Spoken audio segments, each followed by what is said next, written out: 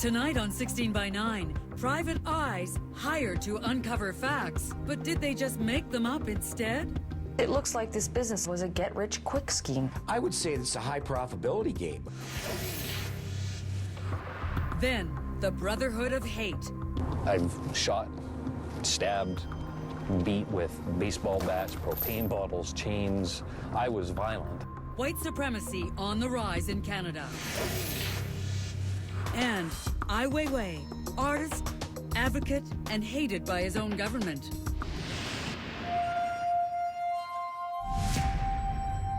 Here's Carolyn Jarvis. Good evening and welcome to 16 by 9. The life of a private investigator is often thought of as high drama, covert operations, and intrigue. And on that, this next story delivers. The twist, however, is that the lies two Ontario private investigators ended up exposing may have been their own. They were a husband and wife team that some say cooked up a scheme so sophisticated, so detailed, that for years they had clients, even lawyers, fooled. That is, until someone started investigating the investigators.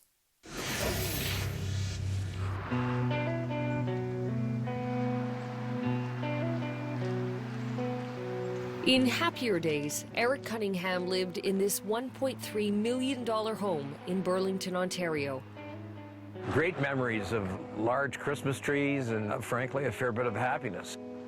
But he was forced to sell it to pay his enormous legal bills caused by a messy divorce. A divorce made all the more expensive because of two alleged fraud artists. I would say their mission was to destroy me. They were Elaine White and Colin Johnson, a married couple, both private eyes, who, while Eric was mourning the loss of his home and money,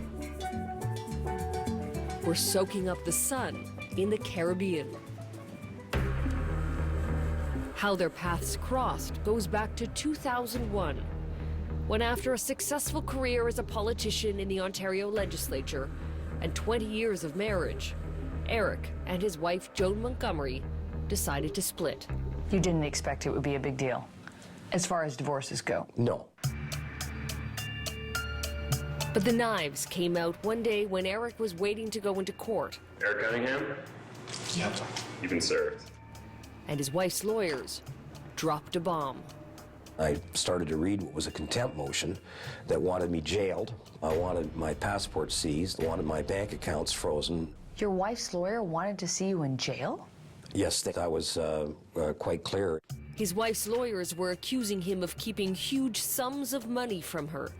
They alleged that I had secreted $2.4 million Canadian offshore in 18 different tax havens. Did you? No, of course not. What Eric didn't know at the time was that his wife's lawyers had hired two private eyes to do some digging into his financial assets. They had hired Elaine White and Colin Johnson. I just didn't know what kind of game was going on.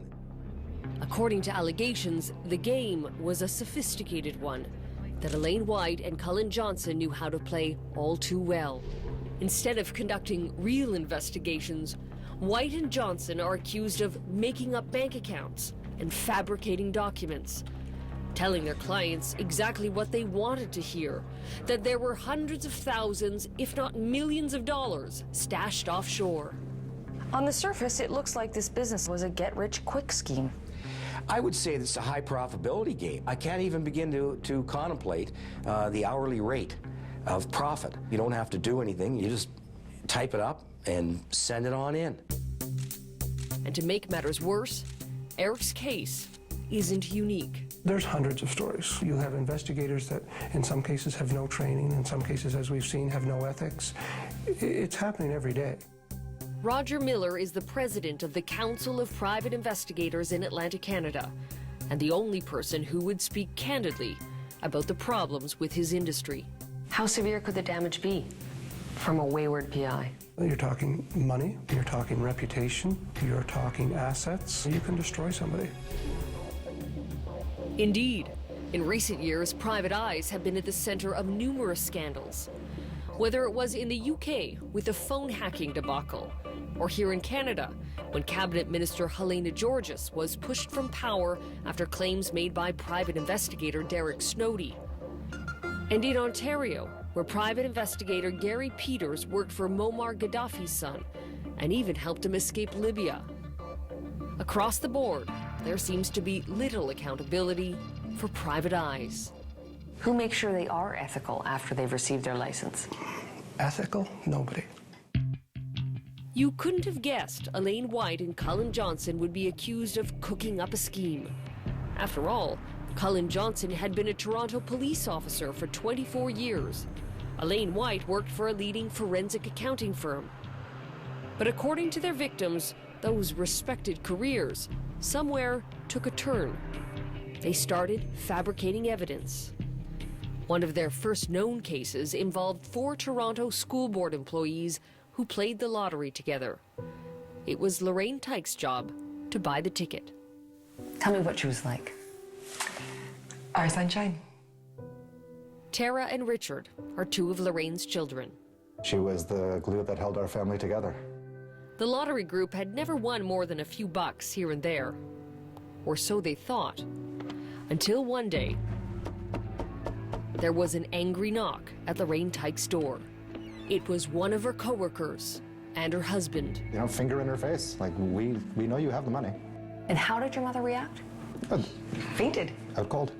As it turned out, a lottery ticket Lorraine Tyke had bought a year and a half earlier was worth nearly $6 million. What no one knew at the time was that a crooked convenience store owner had pocketed the winning ticket and cashed it in himself. But the lottery group didn't suspect him. They had their sights set on Lorraine. So they hired Elaine White and Colin Johnson to find their jackpot. He came back to the group members and said, yeah, we found the money. According to Lorraine's family, White and Johnson told the lottery group Lorraine had hidden their millions in offshore bank accounts. The documents they provided looked real. The proof seemed credible. They had dollar amounts, everything. It seemed to them like it was all part of White and Johnson's elaborate scheme. And for months, the lottery group harassed their one-time friend. She's having sleepless nights, loss of appetite. The nervous breakdowns. She had 3 of them, I think. They were emboldened by these forged Yeah. documents. Absolutely. And it's hard to blame them because all they know is they're seeing these bank account numbers. It would take a year and a half before police figured out the convenience store owner, not Lorraine, had stolen the money. But by the time the 4 coworkers got their check for nearly $5.8 million, Lorraine had little time to enjoy it. Around Christmas 2009, she was diagnosed with bile duct cancer. And April 5th, Easter Monday, she passed away. At the very same time, the lottery group was allegedly being taken for a ride by the 2 wayward PIs. Eric Cunningham says he was caught in their snare too, desperate to show he didn't have $2.4 million stashed offshore. The tabling of this information was tantamount to throwing gasoline on the fire. Eric may have avoided being thrown in jail, but the cost of proving the truth was ruining him. So how much has this cost you, this whole ordeal? I'm in the $600,000 range. I put on a very happy face, but this drove me to a very dark place. But they were not going to malign my reputation and get away with it. So I started to fight back. Next, on the trail of the investigators.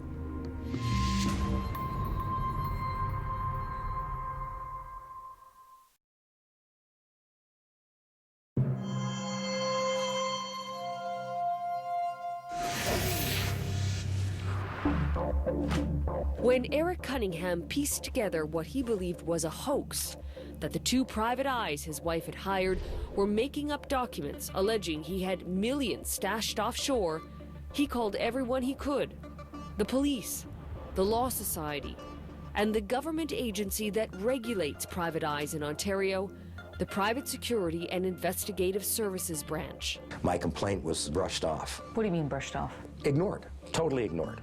Only on the third complaint from Eric did the branch assign an investigator to the case.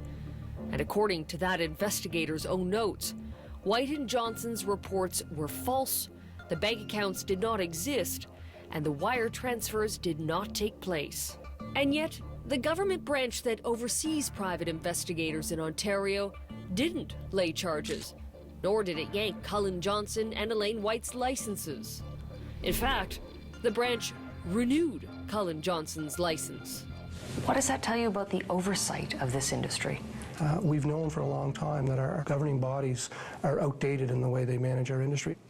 When 16 by 9 went looking, we couldn't find a single license that had been pulled in the past 7 years, if not longer. And the Private Security and Investigative Services Branch refuses to grant us an interview to explain why. So who's holding them to account for those actions? For the most part, the clients, and in this case, the victims.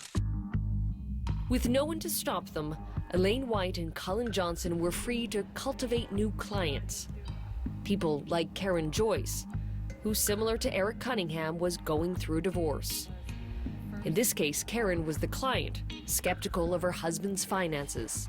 Did she eventually tell you how much money was allegedly stashed offshore? I got, I think, a 15-page document that showed that there was an astronomical amount of money, like $450,000 spread out in various bank accounts. For this bogus information, Karen paid White and Johnson more than $20,000. Tell me, what did $20,000 get you? A lot of debt that I had to pay off by myself the hard way. Embarrassment.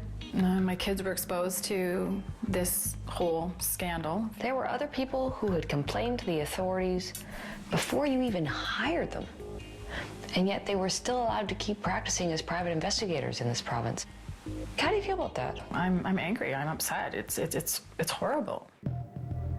And so, with the regulators for this industry slow to act, it was up to White and Johnson's alleged victims to do something about it. Like Eric Cunningham's wife, Joan Montgomery, who became suspicious. So she hired another private investigator, Gary White, to do some fact-checking. What did you find? Bank accounts didn't match up with the particular banks that were identified. Telephone numbers didn't match up. Some of the people named in the report that was supposedly employed by these banks couldn't be found. You made up telephone numbers, made up bank accounts, made up people. Yes. Did these accounts actually exist, or were the numbers just pulled out of thin air? They were fictitious. How much did this cost your client? Approximately $250,000. She paid $250,000 to Elaine White and Colin Johnson for fiction. Yes. After pressure from their alleged victims and numerous complaints, White and Johnson were charged with fraud in the spring of 2009. They entered a not guilty plea. But then, instead of staying around to defend their case, they hopped on a plane and flew to the Caribbean.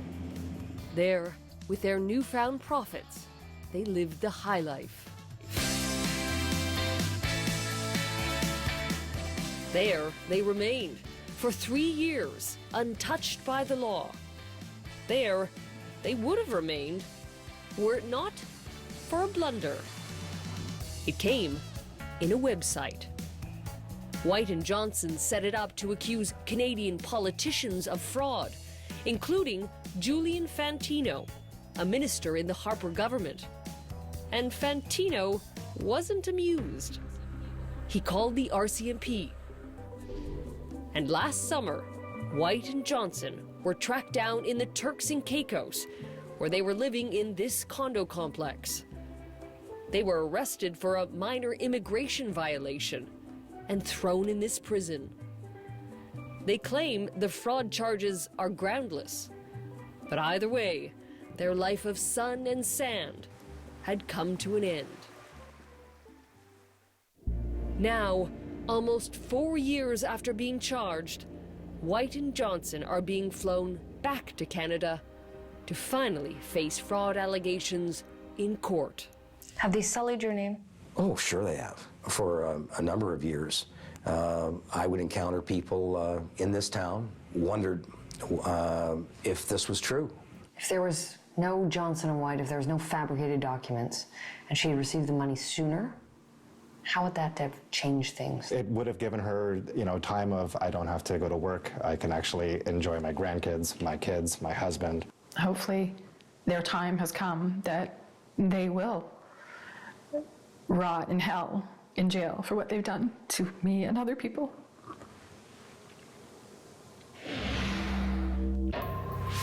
Next, hate crimes in Canada. The swastika and the chain was after I had put a man into a coma.